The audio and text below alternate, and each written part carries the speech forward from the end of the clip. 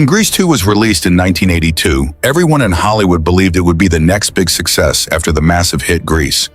With the same studio, the same setting at Rydell High, and the same energetic songs, everything seemed ready for another blockbuster. But just a few weeks later, everything fell apart.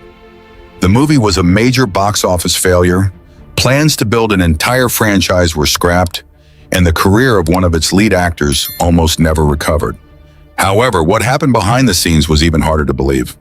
Let's take a look at 12 weird facts about Grease 2, and don't miss number 1 because it is the secret that surprised even the people who worked on the film. Number 12. Judy Garland's daughter lost her hair because of Grease 2. Lorna Luft, the daughter of Judy Garland and the half-sister of Liza Minnelli, played Paulette, the pink lady who always wanted to be Marilyn Monroe. To give her Monroe's platinum blonde hair, the production decided to bleach it. They put bleach on my head, and I would rather have had hot coals under my feet, Luft told Today. She kept telling them that her scalp was burning, but the only response she got was, "Need to know, no more burning." The process continued. By the end of the day, her hair had reached the perfect platinum blonde color. But just one day later, almost all of it broke off, leaving only about 1 inch. The studio's response was, "Oh, just put a wig on." Lorna ended up filming the entire movie wearing a wig. The platinum blonde hair audiences saw on screen was actually a wig. "I kept thinking," Luft said, "why didn't they just do that in the first place?" After filming wrapped, Paramount did not allow the pink ladies to keep their leather jackets either. Years later, the jackets were sold at auction. Luft's jacket was purchased by a fan named Lori Boyle, who promised to return it to its rightful owner if she ever had to part with it. In December 2019, while Lorna Luft was touring in Irving Berlin's White Christmas in Durham, North Carolina, Lori brought the jacket to the theater and returned it to her.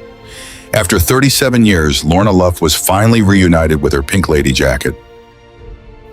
Number 11. Critics did not just criticize Grease 2, they also turned it into a joke.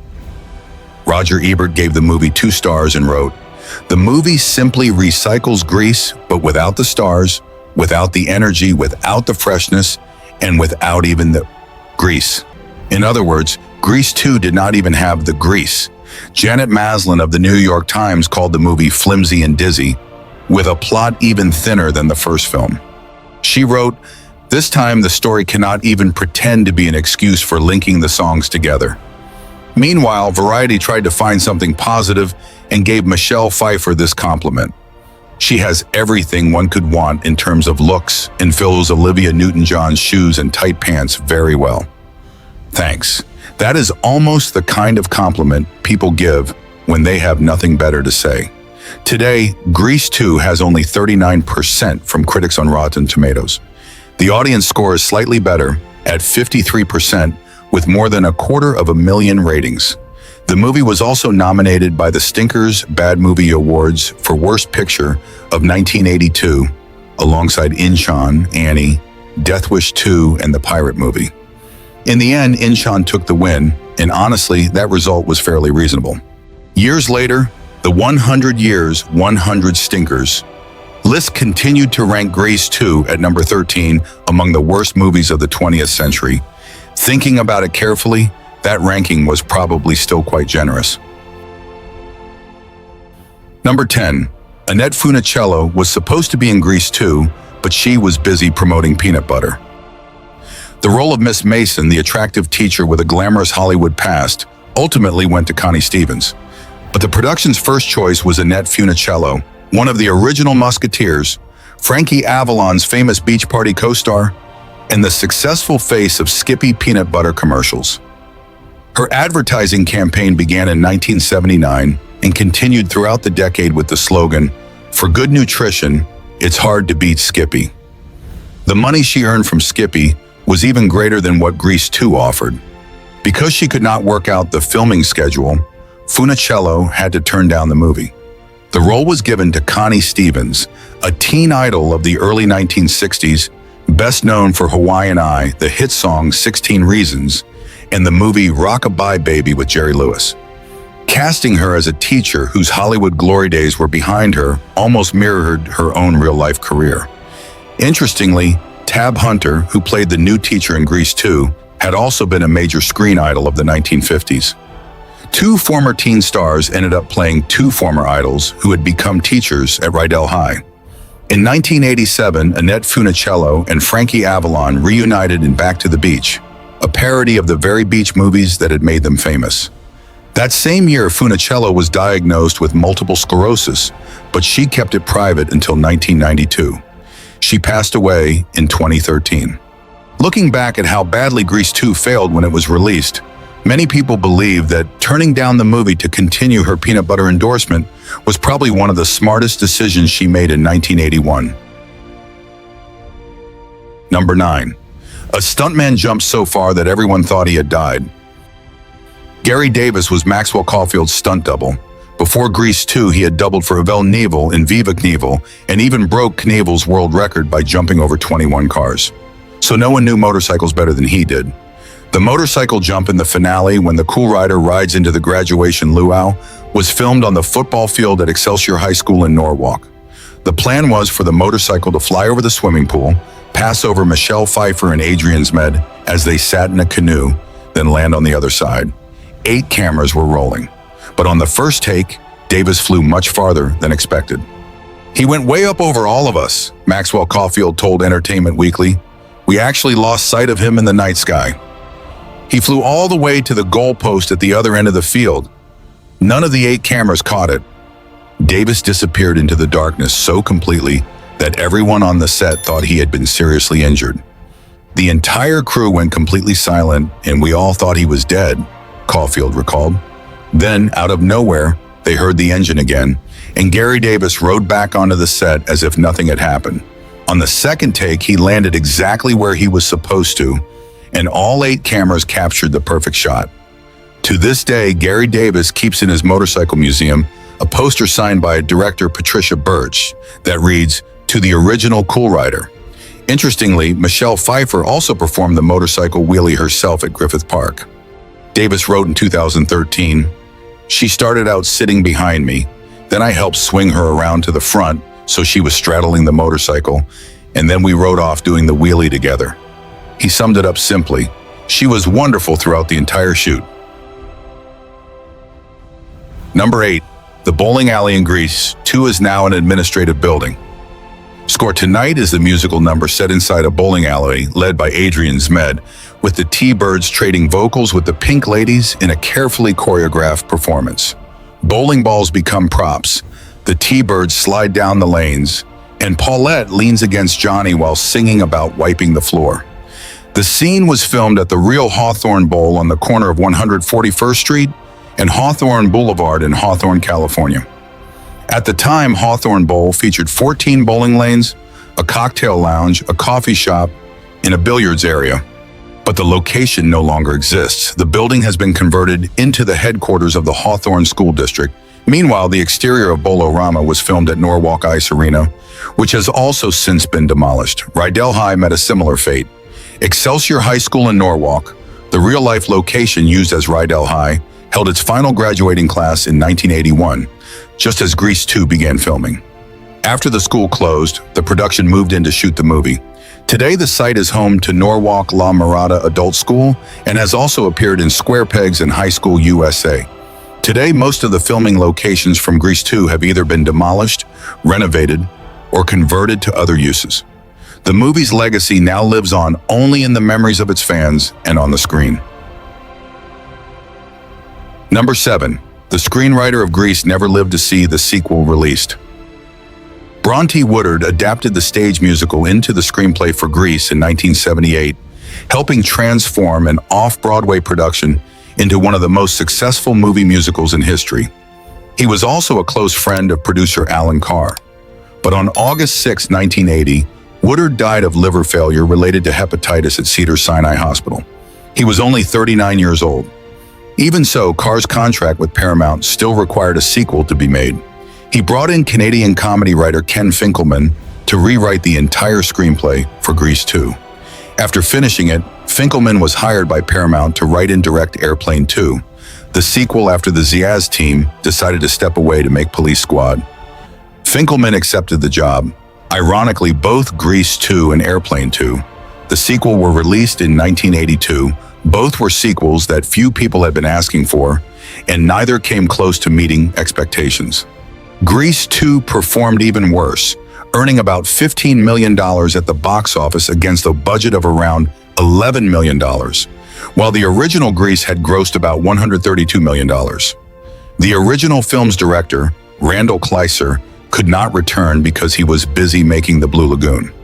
As a result, the director's chair went to Patricia Birch, the choreographer of both the original stage musical and the 1978 movie Grease.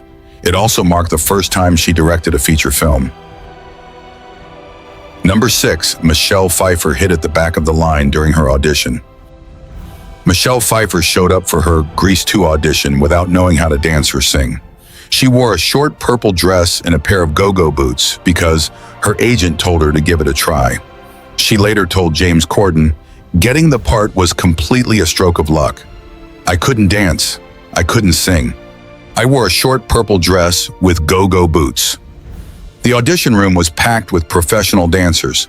According to the book Grease Music on Film series, about 1,500 people attended the dance auditions. Pfeiffer almost gave up, and when it was time to sing, she chose Buddy Holly's "That'll Be the Day."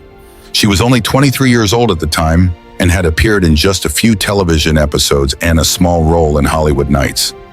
"I kept hiding at the back of every line," she told Corden. "Eventually, I was the only one left. And in the end, she was the one who got the role." For more than 40 years since then, fans have continued to ask Pfeiffer about Grease 2 just as often as they ask about major films like Dangerous Liaisons, and she has always been happy to talk about it. Years later, Maxwell Caulfield said, "Michelle was like an enigma. She always carried a certain sense of mystery about her." Number 5. Tom Cruise was once told he was too short to be in the movie during the same year he was filming Taps. Producer Alan Carr held an audition in the living room of his own home for an unknown 19-year-old actor. The young man sang, he danced, and Carr was completely convinced. But when he brought him to the studio, the response was, "Oh, he's too short to be in movies or become a movie star," Carr later recalled. That young man was Tom Cruise. Director Patricia Birch wanted an actor who was older and taller, and Cruise was neither. At the time, Cruise was filming Taps alongside George C. Scott and Timothy Hutton. He originally had only a small role, but director Harold Becker recognized his screen presence and decided to expand it. Taps was released in late 1981, followed by Risky Business in 1983, Top Gun in 1986, and Mission Impossible in 1996, a franchise that has continued for nearly 30 years. Now 63 years old, Tom Cruise still performs his own stunts. In 2017, while filming Mission Impossible Fallout in London, he broke his ankle after jumping between 2 rooftops but still finished the scene. It is hard to believe that it all began with someone saying he was too short. Cruise was not the only actor who failed that audition. Christopher McDonald, who later became famous as Shooter McGavin in Happy Gilmore, auditioned for the role of Johnny Nogarelli 5 times.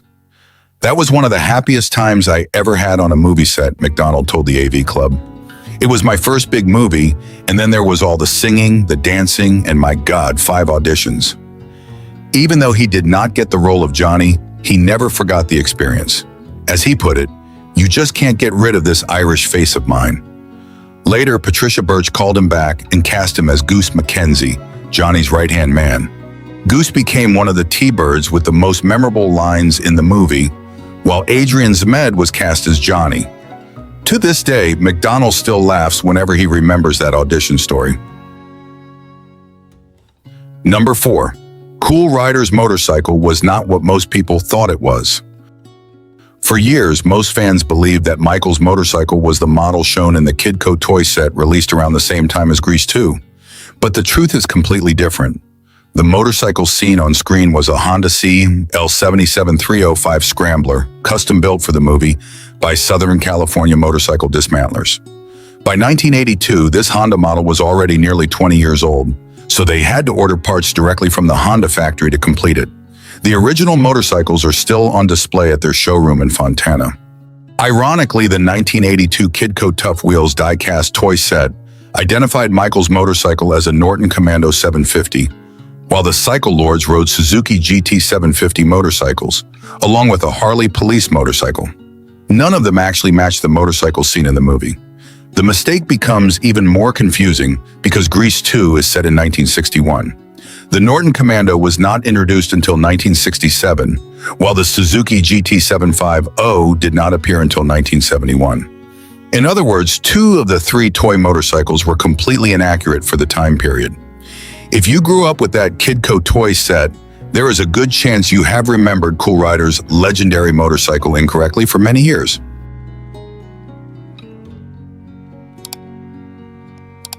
Number 3.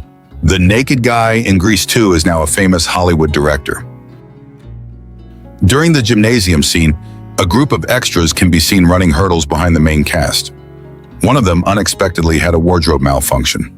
We will not go into the details because the internet has been doing that for years. Every few years, the clip goes viral again and becomes the subject of online debate.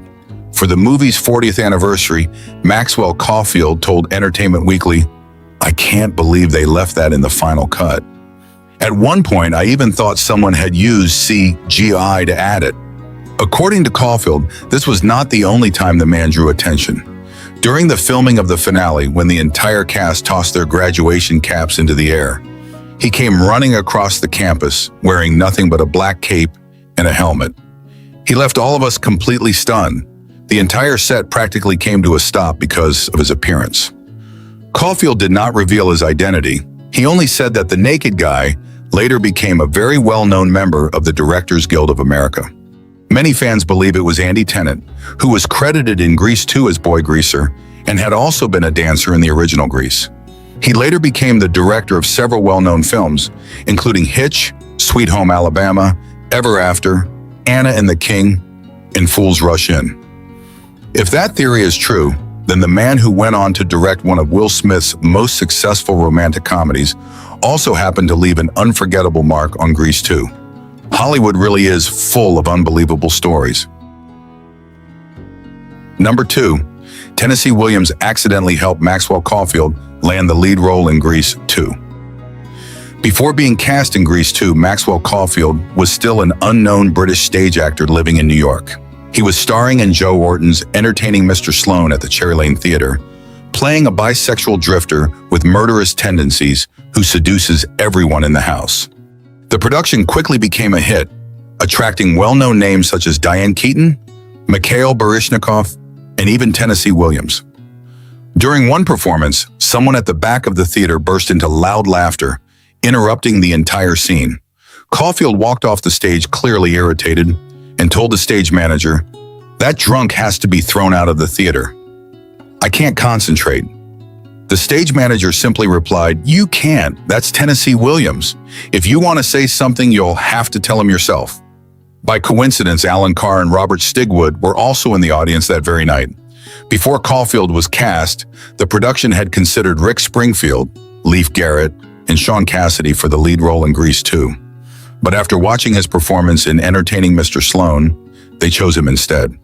In a very strange way, Tennessee Williams' laughter accidentally opened the door that brought Maxwell Caulfield to Hollywood. Number 1. Maxwell Caulfield sank with the ship, while Michelle Pfeiffer soared. Both Maxwell Caulfield and Michelle Pfeiffer sensed that Grease 2 could change their lives. In an interview with Fox News, marking more than 40 years since the movie's release, Caulfield recalled that the two of them talked on set about the possibility of becoming internationally famous and how their lives could change overnight. At the time, entertainment magazines were already calling them the next big stars, and Caulfield was being hailed as the next Richard Gere. Pfeiffer was only 23 years old then, with just a small role in Hollywood Nights and a few television appearances to her name. But when Grease 2 was released, the movie opened in 5th place at the box office behind E.T., Star Trek II, Rocky III, and Poltergeist. When the movie failed, I went down with the ship, Caulfield told Fox News. She, on the other hand, rose like a magnificent phoenix. Just 1 year later, Pfeiffer auditioned for Scarface. At first, Al Pacino did not want her because he felt her audition was not convincing enough. However, director Brian De Palma and producer Martin Bregman strongly supported her. Although Glenn Close had also been considered for the role, Michelle Pfeiffer was ultimately cast as Elvira Hancock, a role that became the turning point in her career. After Scarface, she went on to star in The Witches of Eastwick, Married to the Mob, Dangerous Liaisons, The Fabulous Baker Boys, Batman Returns, and earned 3 Academy Award nominations. Meanwhile, Caulfield joined the television series The Colbys alongside Charlton Heston, and later admitted that it took him nearly 10 years to escape the shadow of Grease 2. But the ship that Caulfield once believed had sunk eventually sailed again. In 2014, the Cool Rider tribute concert in London sold out and was extended for an additional week.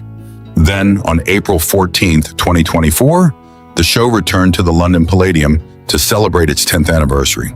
This time, Maxwell Caulfield appeared on stage himself as Mr. Stewart, performing alongside Kitty Scott-Claus and the actors who had played Stephanie and Michael in the 2014 production. Critics once buried Grease 2, audiences once forgot it, but repeated airings on cable television throughout the 1980s and 1990s helped the movie find a whole new generation of fans. More than 40 years later, we are still talking about Grease 2. That may be the most remarkable thing of all about A Cool Rider. That wraps up our look at the 12 weird facts behind Grease 2, 1982. Which facts surprised you the most? Let us know in the comments below. We'd really love to hear what you think. If you enjoy weird facts and behind-the-scenes stories from classic movies, don't forget to like the video, subscribe to the channel, and turn on notifications so you never miss our upcoming videos. Thank you for watching all the way to the end. We truly appreciate your support and your time. We'll see you in the next video.